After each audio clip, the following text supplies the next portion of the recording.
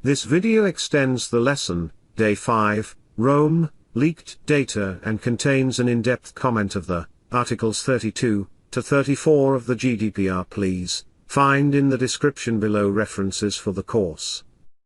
Relevant paragraph to Article 34 GDPR, the ISO/IEC 27701, adopted in 2019, added a requirement additional to ISO/IEC 27002, Section 16.1.1, Responsibilities and Procedures, and Section 16.1.5, Response to Information Security Incidents. Here are the main notes. Implementation Guidance. As part of the Information Security Incident Management process, the organization should establish responsibilities and procedures. These procedure aims to identify and record breaches of personal identifiable information, or PII for short. Additionally, the organization should establish responsibilities and procedures related to the notification to required parties of PII breaches, including the timing of such messages, and the disclosure to authorities, taking into account the applicable legislation and regulation. Some jurisdictions impose specific regulations regarding breach responses, including notification. Organizations operating in these jurisdictions should ensure that they can demonstrate compliance with these regulations. Implementation guidance for PII controllers. An incident involving PII should trigger a review by the organization, as part of its information security incident management process, to determine if a breach involving PII requires a response. If a breach involving PII has occurred, the record should also include a description of the PII compromised, if known, and if notifications were performed, the steps taken to notify PII principals, regulatory agencies, or customers.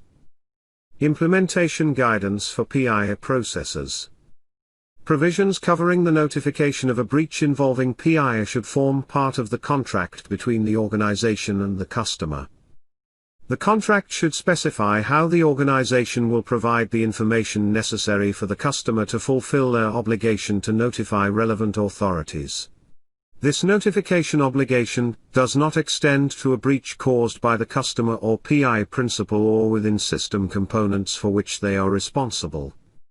The contract should also define expected and externally mandated limits for notification response times. In some jurisdictions, the PII processor should notify the PII controller of the existence of a breach without undue delay, i.e. as soon as possible, preferably, as soon as it is discovered. PII controller can take the appropriate actions. Where a breach involving PII has occurred, a record should be maintained with sufficient information to provide a report for regulatory and forensic purposes, such as a description of the incident, the time, the consequences of the incident, the name of the reporter, to whom the incident was reported. Illustrate the steps taken to resolve the incident, including the person in charge and the data recovered. The fact that the incident resulted in unavailability, loss, disclosure, or alteration of PII. If a breach involving PII has occurred, the record should also include a description of the PII compromised, if known, and if notifications were performed, the steps taken to notify the customer and the regulatory agencies.